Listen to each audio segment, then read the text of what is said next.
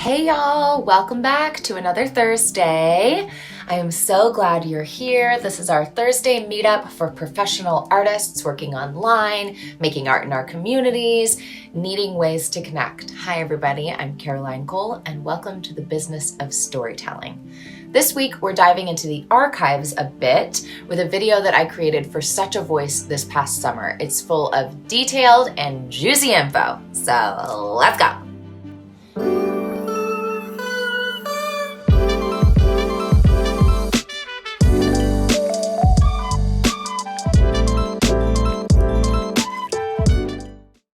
Hi everyone, I'm 𝐤𝐤𝐤, and today we are here to talk about IVR and phone recordings.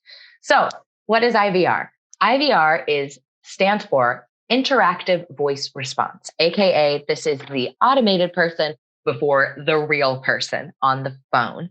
So, this is a performance. Yes, it's a performance, of course, and always. And we're going to want to think about this type of performance in a different way than we think about other like commercial and narrative performances. We always, as in all performances, we want to think about our audience.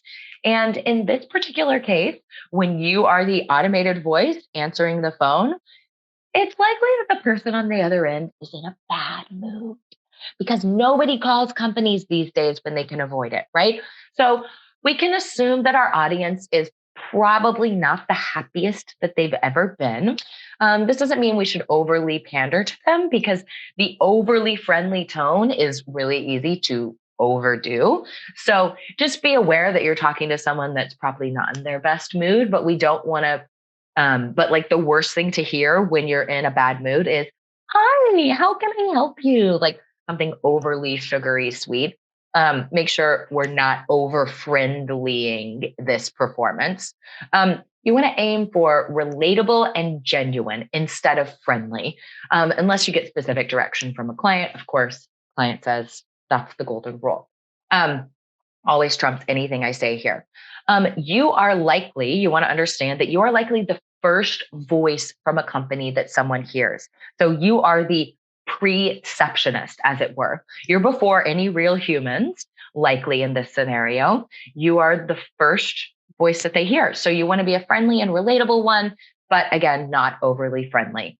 Never forget in this situation, as in all situations, that you are talking to a real person who has a real problem that they need solved. So again, that relatable tone, you're talking to a real person. It's easy to disengage with this kind of script and phone it in, puns. But especially as with all types of scripts that we're handed, we want to make sure and relate to that audience and really be understanding in our tone and remembering that they're frustrated right now and how can we really help them get from frustrated to problem solved. If in these scripts, there's often a bit that will repeat throughout the script. I've had some that will say something like, "I didn't quite catch that. Could you repeat it?" So stuff like that, when you're asking for a repeat or anything throughout the script that does repeat throughout the script, you want to make sure and read it fresh each time. It's tempting when you have a bit of repeated script to just record it once and then copy paste it everywhere. But that will add to the automated part of this. And we don't want to sound automated, even though, of course, we are. We want to sound as human as possible because they could have hired an AI voice for this. And guess what? They didn't. They hired a human, you. So you want to give them as human a performance as possible, which means recording everything individually and finding those variations in tone so that the audience feels that you're as human as possible. This is not necessarily a one and done project with a client. So understand that there's a great opportunity for repeat work here. The phone voice for a company, that can be an ongoing gig, right? I do phone surveys for a bank in Montreal. I am their phone voice, right? I do pre-interview screenings for Indeed.com. So there's like a few questions they'll ask someone before they go to an interview. I'm that voice and I'm asking someone those questions.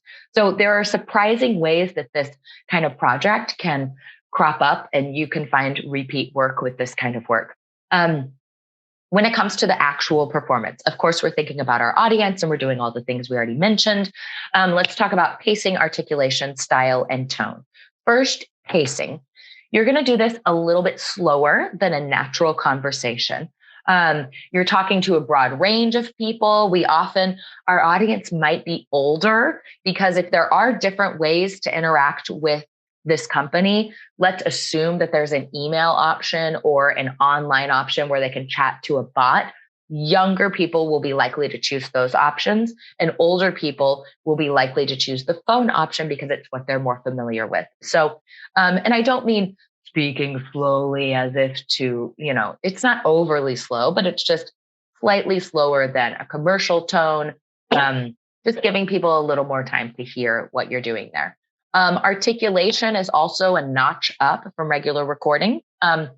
We want to assume that our listener is listening maybe through a speakerphone because they're like on hold basically with this, or they're listening through a Bluetooth device. And the audio quality that they're getting is likely to be less good than if they're listening to an audiobook in their headphones or whatever. The style and tone is going to mirror what you might do on a commercial script. For example, a bank IVR is going to be a different style and tone than a luxury condo IVR. So consider the client in order to deliver the appropriate tone. You can also ask for previous IVR recordings and ask your client what they're looking to update with these. What are they looking to change? This is a good way to get a little bit of direction from your client without having to schedule a live directed session. A couple of frequently asked questions I want to address before we wrap up. What type of files do you deliver? Well, it depends. With IVR, it really depends on the program or system that they're using to implement the IVR. So it can be really different. So you want to make sure this type of project more than others might have specific file needs. So it's worth asking before you just deliver your typical MP3. Although a lot of times MP3 is perfectly fine. It used to be these types of files had like a very specific different kind of delivery. But now with modern technology, MP3 is often okay, but you want to make sure and ask if they need WAV or whatever other type that they might need. What type of usage rights does a client need on this type of project? Well, this is a classic example of internal audio. So no additional commercial or broadcast rights are necessary. The client will want to buy your recordings to play as long as they have their voicemail active. So design your contract so that they have rights in perpetuity, so they don't have to come back to you for that. In conclusion, this is another one of the unexpected ways that your voice can be useful in the world, right? Who knew you'd be answering phones?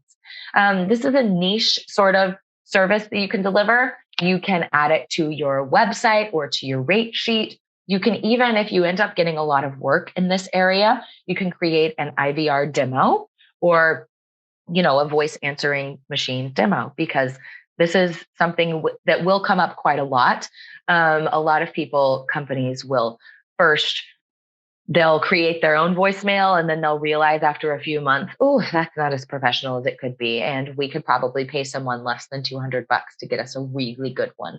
So this will come up a lot for you. And I hope that you enjoy it and nail it and have fun in this niche. All right, everyone. Have a great day.